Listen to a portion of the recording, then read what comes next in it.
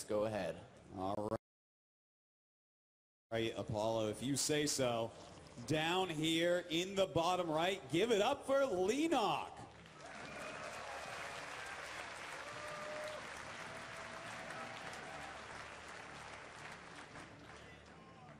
Spawning to the top left here of this two-player map. It is the Alliance NaNiwa.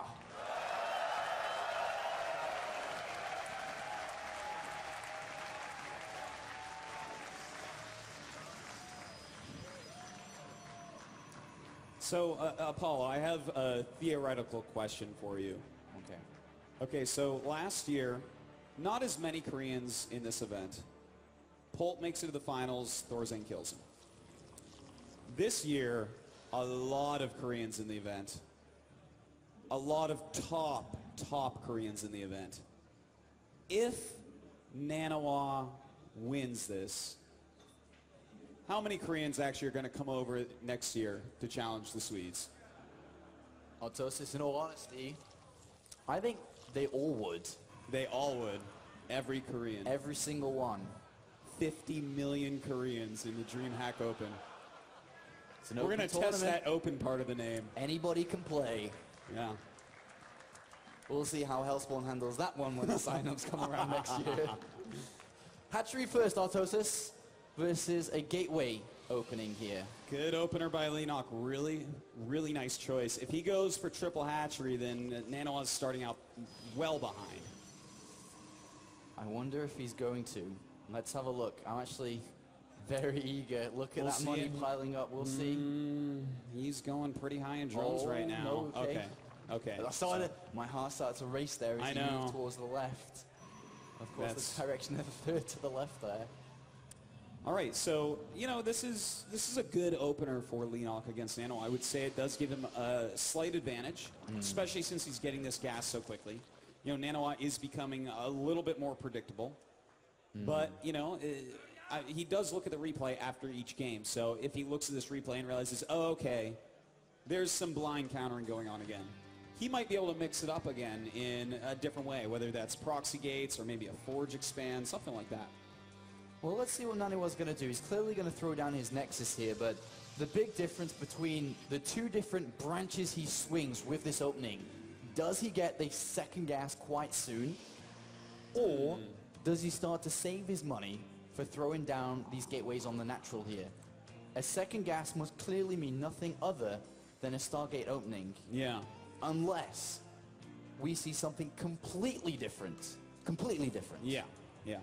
Well, he's gotten the mothership core without the second gas. So in the previous games where he was going for that really quick Stargate, he was getting the second gas before the mothership core. So it looks like he may go for the gates. Well, there is a probe hiding on that left-hand side here. There's the pylon on the natural.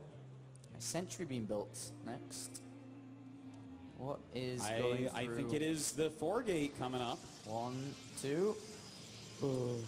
And the third one, and look at that. Look at that Overlord. Right above these gateways and spots it as well. He wants to know exactly what's going on, and it is that 4-gate. So he's going to have to be very careful about his probes. Oh my god, look at that Overlord placement. He's watching for this probe. And he sees it. He sees it. Now what does Leenock do here? Well, he starts making Zerglings. But how many does he make is the question. We saw Jaedong overbuild, potentially. Yeah. We've seen other players underbuild and lose. It's a very good question, Apollo. It's because whoever figures out what the actual intention is of the other player first is going to get the advantage here. Well, only a couple of Zerglings have been built here.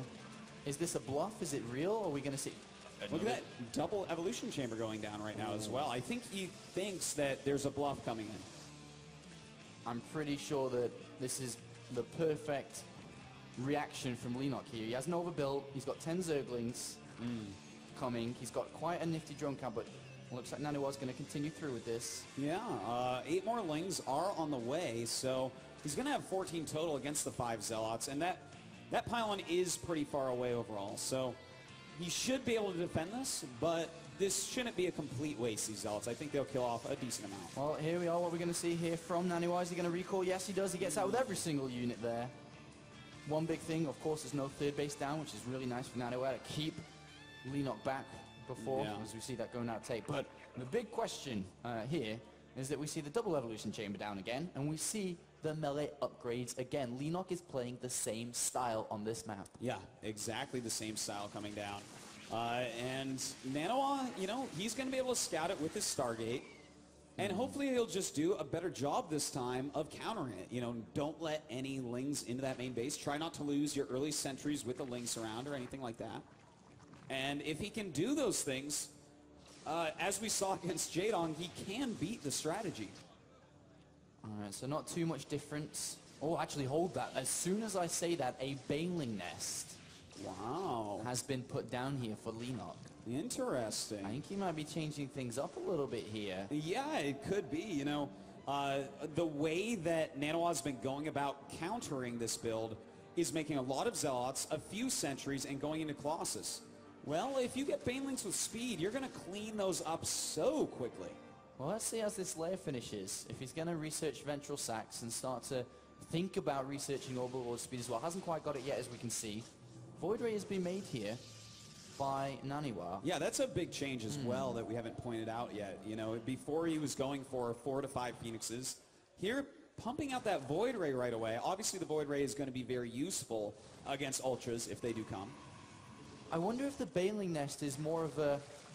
Yeah, NaNiwa, I'm not quite playing the same here. Let's see what your reaction is going to be, because he has thrown down the Infestation Pit anyway. Well, actually, 10 Banelings just got morphed here. Yeah. Well, oh my god, this could be very bad indeed, and he sees those Banelings. This is going to make moving out a lot harder for him. Yeah, well, he should just send the Void Ray over there here. He's got to be careful with these force fields. The Banelings are going to go towards the wall here. How's NaNiwa going to handle this? A good force field going down. But yeah, that Void Ray actually needs to get out there and chase down those Banelings. He can kill those all off, in fact. This is a really nice strategy here coming out from Leenock, and a bit of an investment with his gas. A Baneling Nest and Banelings, preventing this third from being taken here. Delaying NaNiwa, but here comes the Void Ray and Mothership Core. This absolutely should be getting rid of these Banelings to clear out the pathway for this third to be taken. And you know what? He's going to be able to take that third without too much trouble here. He's really crossed every T and dotted every I here, Apollo. You know, it looks like he's in a solid spot. All right, well, no Lings make their way through here. He's going to have some good force fields, and he does have the first 2 force fields go down really well. Banelings do fall down here. All right, well, they're not going anywhere. Well, that was one doomed Baneling right there. Well, this has been a great defense so far. A lot of Lings actually come in. They do have 1-1 upgrades.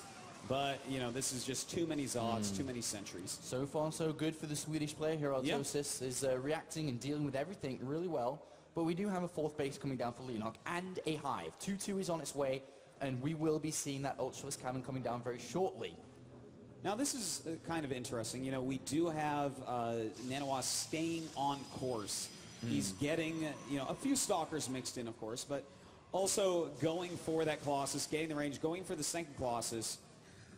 But I really like Leenock's 4th base timing here. I think he's realized that there's no real move-out potential right now. You know, if he did, that 3rd base should be canceled. Ooh, a Spire has been thrown down. We'll keep that in consideration for now. Ultralisk Cavern going down as well. Yeah, but that 4th base, as you mentioned, there were 11 drones being built. It's very smart of you to say that. With 11 drones coming down, he's up to 76 drones. That's one of the big differences between both games that we've seen, Jaedong and Leenock. That 4th base was never down that fast. It was never saturated, never had gas being mined from it. It's a really nice move. Now, if these Lings go into that 3rd base, can he keep that alive while moving out here? Because this will be a good move out timing if he can do so. I think he might have to recall here if he's... Well, the Lings do come back as NaNiwa moves forwards. This is quite a powerful little push out here. Not ready yet, no Ultralisk, no nothing. Yeah, it's a very nice army against what he's up against. You know, he does have a decent number of force fields in here as well, so if he's very quick, those Banelings shouldn't really do anything. Look at this, a perfect timing right before Ultralisk are ready here. As you can see, they're being made. Let's see how much damage he can do if he can... Oh, those Queens look pretty juicy right now. He's going to have to nail these force fields against these Banelings. Yeah, he's going to have to be very, very careful about that. And here come the Banelings. Oh. And it's really really good force field so far. He's going to target those down, and the Banelings being destroyed. Beautiful moves by NaNiwa. He's got to be careful. I don't think he wanted to use Time Warp there because he knows that the ticking bomb is ticking Autosis, because when the Ultralists come out, 6 are on the way, and he's going to have to escape him momentarily, but he wants to do as much damage as possible. The hatchery on the natural's going to fall, and he gets out. And the money recall right before the Ultras pop out. Good moves by NaNiwa. Oh, that was a close one. A perfectly executed movement out there right before Ultralist pop out. Perfect there by NaNiwa, and he has, I think, the Templar Archives down. I'm not 100% certain on that because he has been very occupied. Yeah. He does indeed. So there come the Templar, and so far so good for NaNiwa. It's Archon time, and he's making Immortals as well. So far, NaNiwa has countered everything perfectly. He's made a few small changes, such as the addition of a Void Ray, and it's been working out perfectly for him. That pylon on the left-hand side, that is a very important pylon. If Leenock's forces are on the other side of the map, if NaNiwa can occupy him, if he's able, he has got a Zealot charge too, if he's able to bring down that hatchery, and here comes the warp in, 6 Zealots on the left-hand side here, Autosis. If he can bring this down, there's no Queens, there's no Transfuses. This could be a big move if NaNiwa can pull this off. This is amazing, and that is actually where drops are being upgraded as well, so he's going to stall that out. Also, a great move here by NaNiwa, and it looks like that hatchery is going to fall. Big win there for NaNiwa, a big win, but look at those overlords. They are preparing for something rather dangerous here. This is going to be an interesting couple of minutes here. Ventral Sax, as you said, was cancelled though. Yeah, which means, and that's really good. Nice little move there with the Archon, by the way. But, you know, the fact that they were canceled may even just change the plans here of Leenock. Looks like Leenock going to expand over to the right-hand side now. Phantom Pylon floating there as well. And I think what we're going to see very shortly is NaNiwa attempt to establish a 4th base. He's got a very strong army against this Ultralisk. We do have +1 Flyers attack on the way here for Leenock, and I think he's got to start to move his army away from Ultralisk here, Autosis. He's not going to cut it in the long run. Do you think he's going to switch into Mutalisks? I think that's very dangerous against the amount of Archons that are here. He could never engage the army straight up, but maybe outmaneuver his opponent. Corruptors would seem a little bit weird, especially against such a high Archon count as well. Well, he does cancel this 4th base. Lings don't make it to the natural, and a couple of... the Ultras get stuck. A free win there for NaNiwa, and we do have a couple of Zerglings just, trying to bring down that 3rd. And in fact, they're going to get the 3rd base. And it is a Mutalisk switch, 20 on the way. This could very well become a base trade scenario. This is going to be exciting. Let's see, there's no pylon close here for the time being. 22 Mutalisks. Oh, good fungal there. Yeah, that's a really nice fungal. Well, he's going to walk up here and easily plow through these few spine crawlers with all those immortal shots. The Zealots charging forward as well, but 20 Mutalisks come out. He's going to have to clump his army oh so well, targeting Magic Boxing down these Archons. Beautiful moves with this Mutalisk. And NaNiwa could be in trouble if the Mutalisk can survive. Well, he needs to warp in more and more Stalkers here. There's not too many Mutalisks. They only have +1 attack here. +3 may, or +2 may be good enough for NaNiwa. Look at that. The Mutalisk fly away. 160 supply to 103. NaNiwa may be able to tie this series up right now. There's nothing. There's just Lings and a couple of Mutalisks coming. He just needs those Stalkers to come down and give some support to his anti-air units down here. And in fact, they do join up. A great move by NaNiwa. It looks like he's sending his Zealots towards the 3rd and going towards the main with his main army. Oh, NaNiwa's going to be able to tie this series up here, I think. Autosis is marching towards the main. The 3rd is being compromised at the same time. The Hive is going to fall in a couple of seconds' time. NaNiwa is bringing what it takes to be able to pull this series back. That's right. It doesn't look like Leenock will give up quite yet. He does have a lot of Mutalisks, and he wants to see what he can get done with them, but this is a huge amount of damage that has been dealt. Well, the Mothership Core is down. I don't think this army is ever going to die. The only way that Leenock can try and keep this game alive is by going for counterattacks, trying to run around the map, but there's Blink. There's +3 attack about to finish.